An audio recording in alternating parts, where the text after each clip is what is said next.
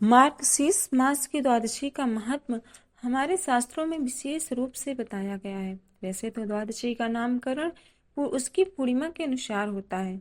जैसे पूर्णिमा जिस नक्षत्र में होता है उसी के अनुसार ही द्वादशी का नामकरण होता है। परंतु मार्गशीर्ष मास में जो द्वादशी आती है उसकी कई नाम हैं, क्योंकि उसके महात्म भी कई हैं। जैसे मार्गशीर्ष मास में जो पूर्णिमा है वह मृगशिरा नक्षत्र में है, इस कारण इसे मार्गशीर्ष द्वादशी और कहते हैं। और आज के दिन ही गोपिकाओं ने भगवान श्री कृष्ण को पति रूप में पाने के लिए व्रत आरंभ किया था, इस कारण इसे मल्ल द्वादशी के नाम से भी जाना जाता है। और इसे खर द्वादशी भी कहते हैं, क्योंकि आज के दिन से ही विवाह, मुंडन, गृह प्रवेश इत्यादि शुभ कार्य जो हैं वो वर्जित हो जाते हैं। इसी कारण इसे खर द्वादशी के नाम से भी जाना जाता है। तो ऐसे में आइए जानते हैं कि खर द्वादशी का क्या महत्व है, इस दिन क्या करना चाहिए, क्या नहीं करना चाहिए, साथ ही एकादशी का पारण कैसे करें, क्या खाकर एकादशी का पारण करें, और द्वादशी के दिन भगवान श्री कृष्ण के कौन से स्वरूप का पूजन करें, साथ ही द्वादशी की परम पावन कथा। तो चलिए वीडियो को शुरू करते हैं। मित्रों, इस बार जो एकादशी है जिसे मोक्षदा एकादशी कहते हैं, तो मोक्षदा एकादशी का पारण है वह 7:05 से 9:09 तक है, अर्थात सूर्योदय के पश्चात से 9:09 तक आप एकादशी का पारण कर सकते हैं।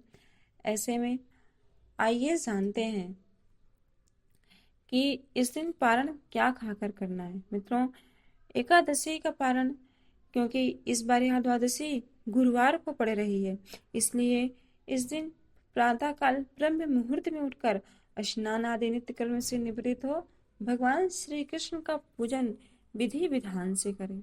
विधि विधान से भगवान का पूजन करने के बाद भगवान श्री कृष्ण का भी पूजन करें। भगवान श्री कृष्ण के दामोदर स्वरूप, केशव स्वरूप का पूजन करें।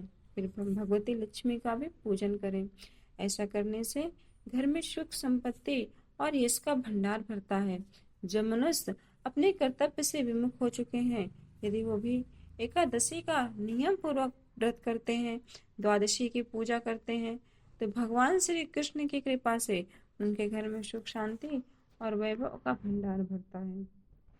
तो ऐसे में आइए जानते हैं कि मल्ल द्वादशी की पारण क्या खाकर करना चाहिए। मित्रों, मल्ल द्वादशी का पारण किसी भी वैसे एकादशी के दिन का पारण जो होता है वह भगवान श्री हरि विष्णु के चरणामृत में तुलसी दल मिलाकर पहले उसे ग्रहण करें, फिर चना अथवा कुछ भी पीली चीज खाकर इस एकादशी का पारण करें। आइए अब मल्ल द्वादशी की परम पावन कथा को श्रवण करते हैं।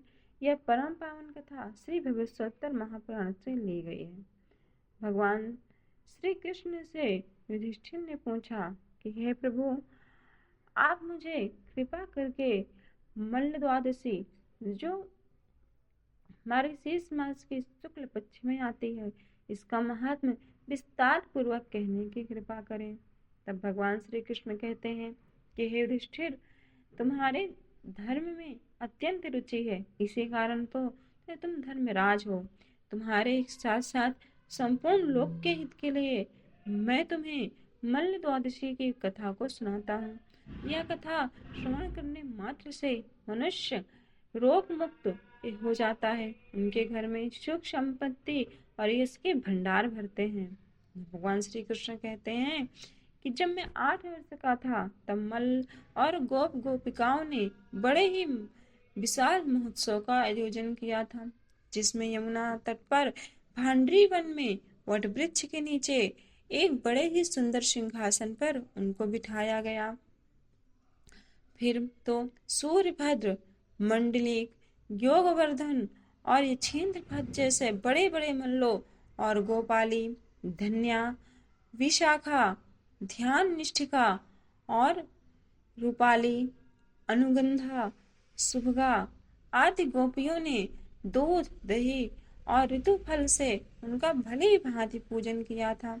इसके बाद 360 मल्लों ने भी भक्ति पूर्वक भगवान श्री कृष्ण का पूजन करके मल्ल युद्ध, भोजन, गोदान और गोष्ठी सहित बड़ा ही विशाल समारोह का आयोजन किया था, जिसके फल से भगवान श्री कृष्ण की कृपा से उनके घर में सुख संपत्ति और संपदा प्राप्त हुई। तब से ही यह मल्ल द्वादशी प्रचलित हुई।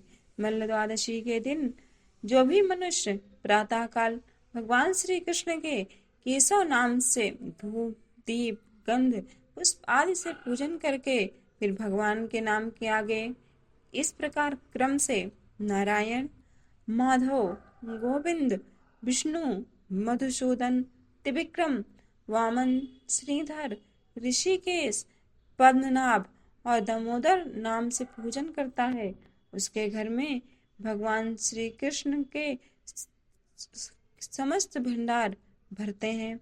जो मनुष्य भगवान श्री कृष्ण के आगे कृष्णो में प्रियताम का उच्चारण करता है, भगवान श्री कृष्ण के लिए प्रसन्नता पूर्वक भजन कीर्तन कहता है, स्वयं भगवान श्री कृष्ण कहते हैं कि मैं उसके प्रसन्नता के लिए कुछ भी करता हूँ, अर्थात वो मनुष्य संसार में कभी दुखी नहीं रहता। भगवान श्री कृष्ण कहते हैं कि जो मनुष्य मल्ल द्वादशी के दिन इस परम पावन कथा को श्रवण करता है, भगवान श्री कृष्ण के आगे ये परम पावन कथा को पढ़ता अथवा सुनता है, उनके घर में सुख संपत्ति और वैभव के भंडार भरते हैं।